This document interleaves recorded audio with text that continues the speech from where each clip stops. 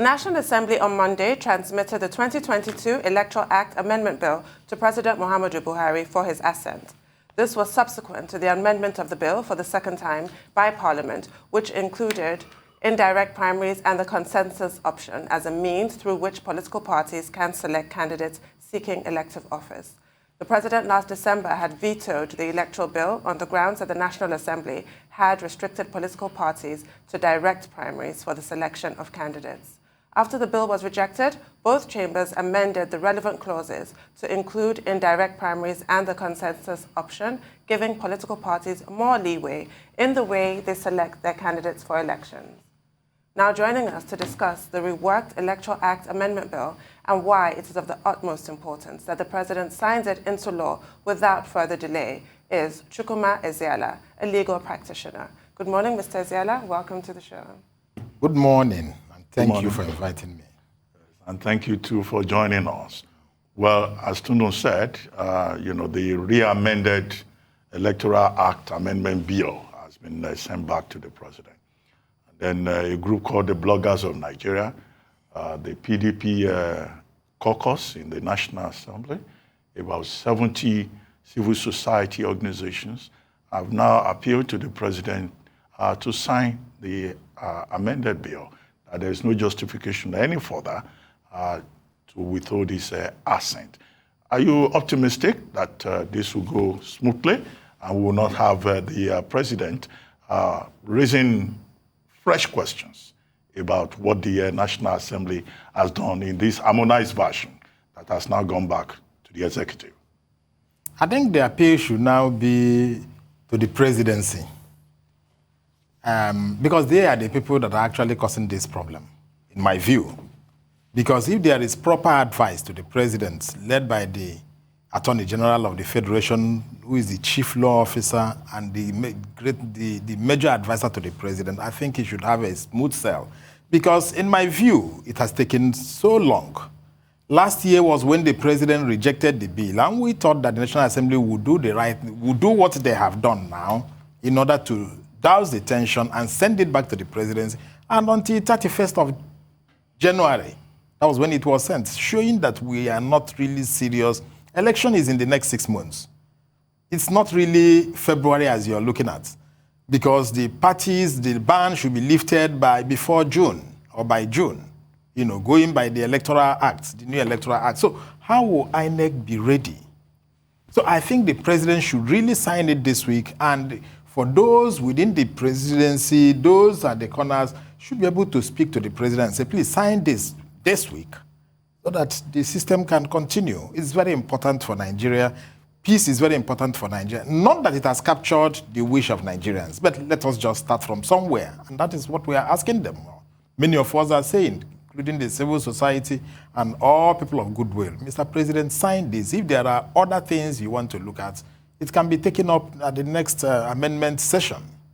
It's extremely important. I think I've spent all morning talking about the importance of this bill, hopefully, which will be an act, because even though it's one tiny clause or seemingly tiny clause, these are all the tiny clauses that form the foundation of our democracy. But what do you say about those who feel that there was some mischief on the part of the National Assembly inserting that consensus option? Mr. President's letter was very clear about why that bill was vetoed, and he didn't mention anything about consensus. And there are those who fear that that addition might make him decide to veto again, and then we'll be back to the drawing board, and the process goes on endlessly.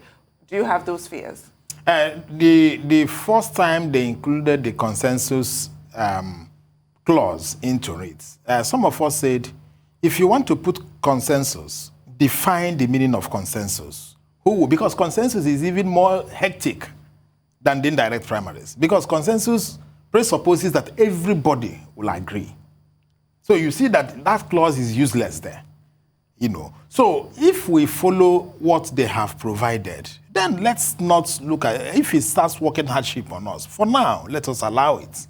Let those people that want to look at it and say, because the fear was, the political class fighting among themselves, the governor and his group, and the National Assembly and their group, in which you may say consensus, and people will bring other issues. The ministers in Abuja who believe the governors will hijack the party at the state level.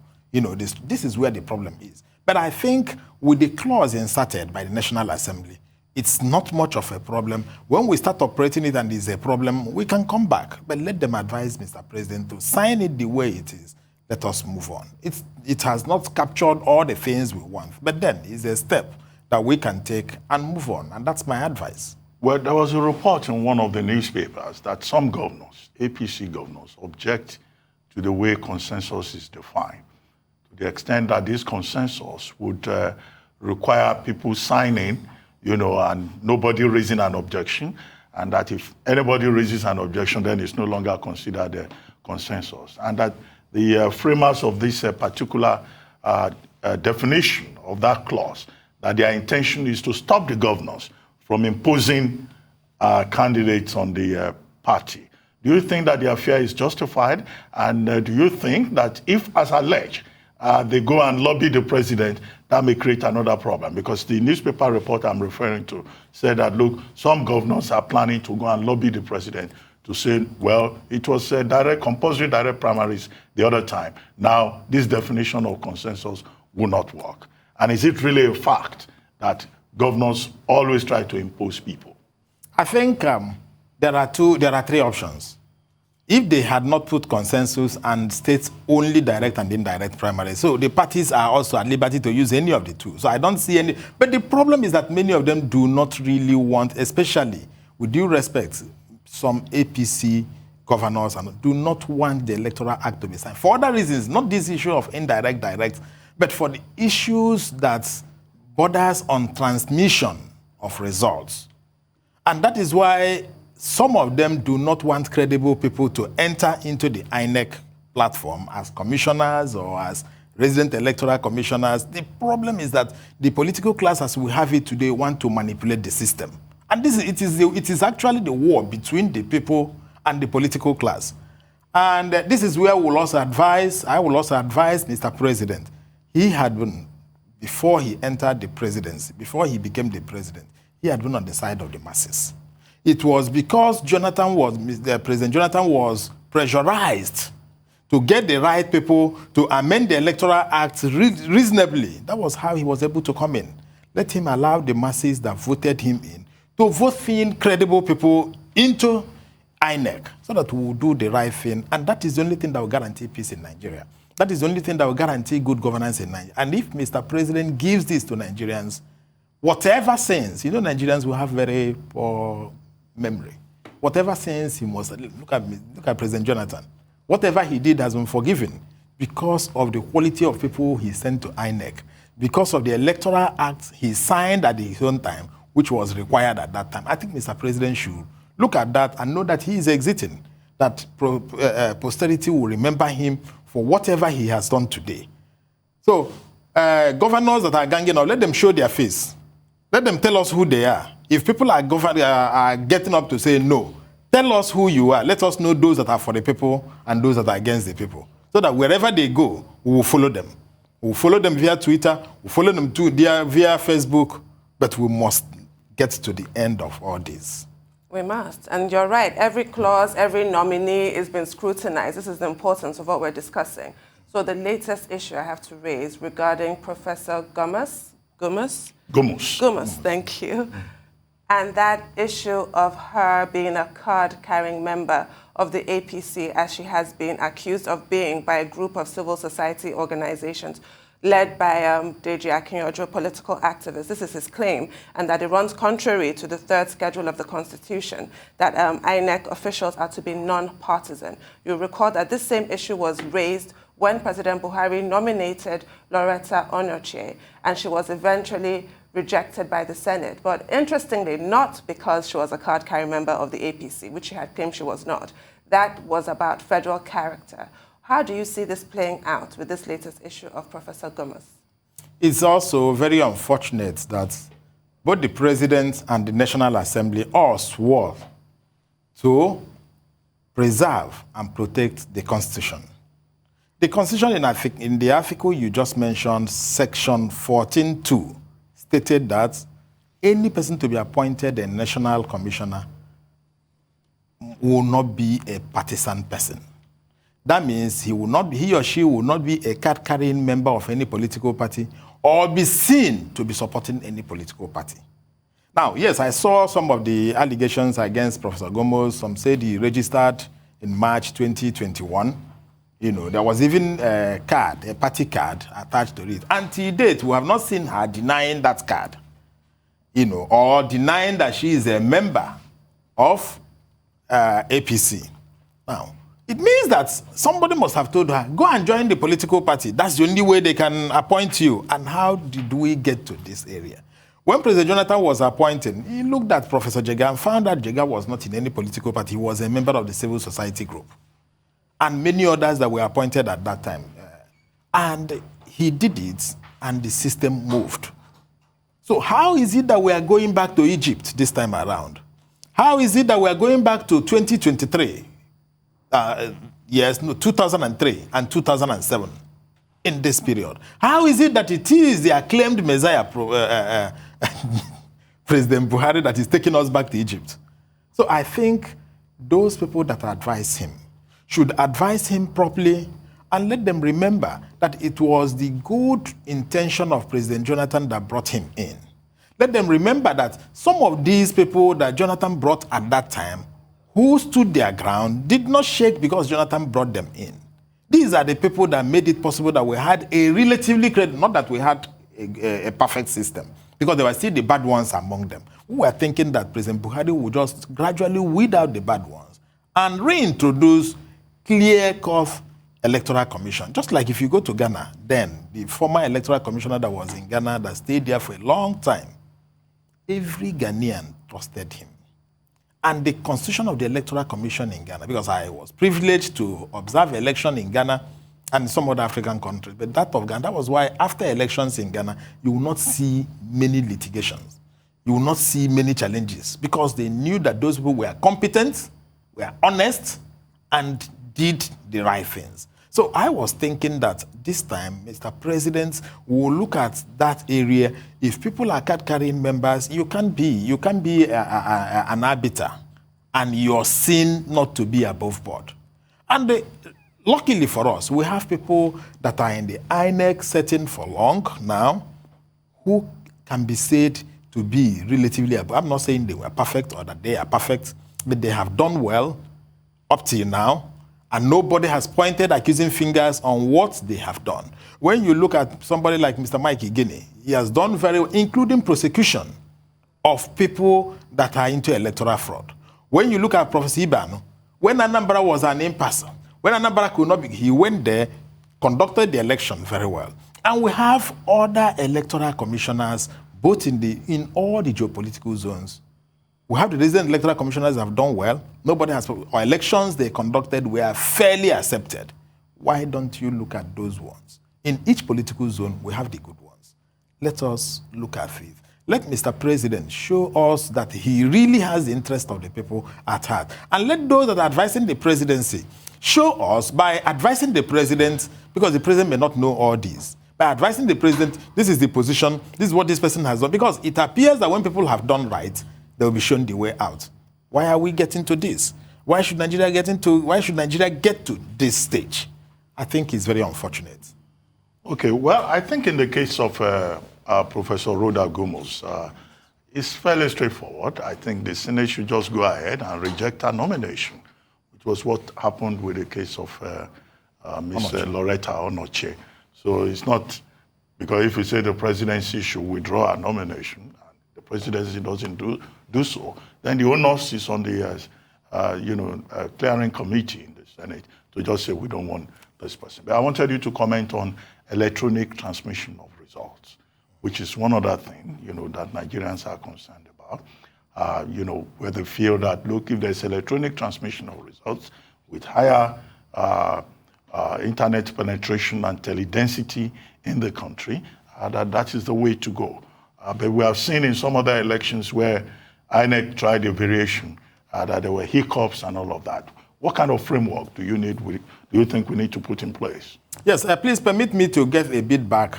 Yeah. Why I am insisting that the president should withdraw that nomination is because of the time lag. By the time the National Assembly says no, goes back to him and waits another one, the president has powers to withdraw the list and represent the list. where he refuses to do that, National Assembly should act. Remember that both parties, both the President and National Assembly, swore to protect the Constitution. So, pursuant to the President's allegiance to the Constitution, he should just withdraw it. That is for that one. Now, on the issue of electronic transmission, now, when there is electronic transmission, there is also a paper trail.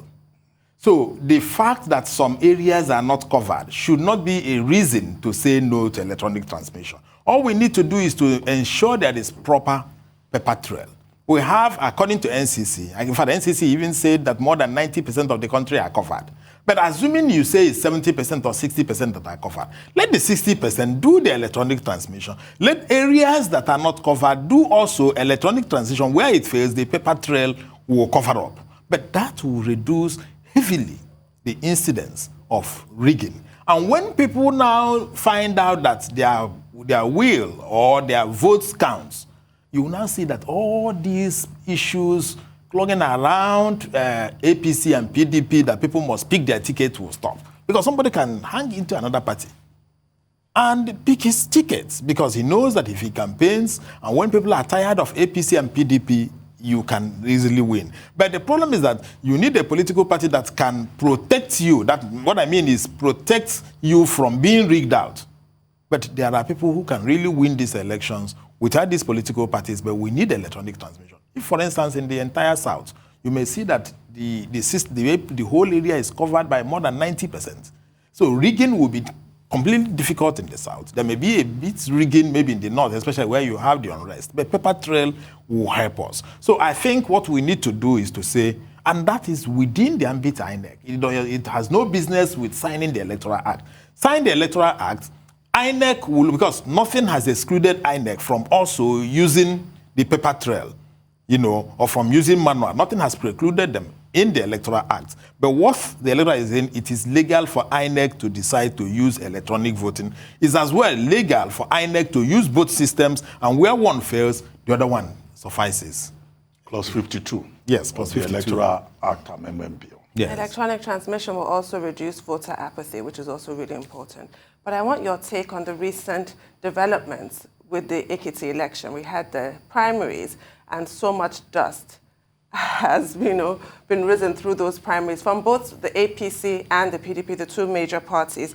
I mean, are we to accept these things as par from the course, or how can it actually be addressed? The problems that were raised, the practice or the convention that we have so far of governors being the ones to monitor primaries. Is there a problem with that? There are accusations of cronyism between governors. There are accusations of people not being able to field neutral party members, that the party members were particularly invested in one candidate that won. That's the APC in Ekiti State. All kinds of issues have arisen. What's your take on how that's played out? The only thing that will solve this problem is to have electronic transmission of votes and also to have credible people in INEC. If I'm, for instance, in APC and I feel I'm the popular person who the governor has rejected, I'll move to the other party with my group. And those people will be confident that if they vote me, that I am going to be governor. So these issues will just fizzle out. And the governors will now know that they cannot vote for the people. Because the issue is a group of people, 3 or 4 persons will say, we have determined who is going to be governor. And because of the power of rigging, they can rig that person in. But once that power of rigging is removed from them via electronic voting and credible people in INEC, the governor will be careful. He will no longer impose anybody. So these are not issues you legislate out. These are issues you prepare a concrete step, a concrete foundation to ensure that the wish of the people, the will of the people, will be. But now what happens? If APC gets the wrong candidates, PDP now wins. If both parties get the wrong candidates, maybe the lesser of the evil or whoever can outrig each other will win. And each time you see that the two parties will get the wrong candidates. And the people are left like sheep without a shepherd. So let Mr. President sign this as quickly as possible so that Ekiti will be a test run. People will be encouraged. Anybody that feels that he is supposed to win that election or the primaries in either of the parties can check one of the other parties and become the flag bearer, and people will vote for that person. And that is the only time we'll start teaching the electorates to respond to the wishes of the people. Failing to do that, we're still inviting problem which is simply being postponed. Look at what you're having, series of ritual killings, series of problem everywhere. It is just related to governance, bad governance. And it's when the governor did not do well, he wants to get somebody who will cover him up. Sometimes they want to get somebody who will do worse than them so that they will shine. And this is what we see. This is where we are today. Well, Chukwuma, President Muhammadu Buhari at an event recently, just a few days ago, was quoted as saying that his administration will finish strong on a very good note. And I will leave behind a legacy of a united, prosperous Nigeria. What do you think in terms of what his legacy is likely to be? And what are those priorities that you think this administration still needs to focus on within the remaining 16 months? Number one is, I think the president should look at how to give effect to the will of the people. That's number one.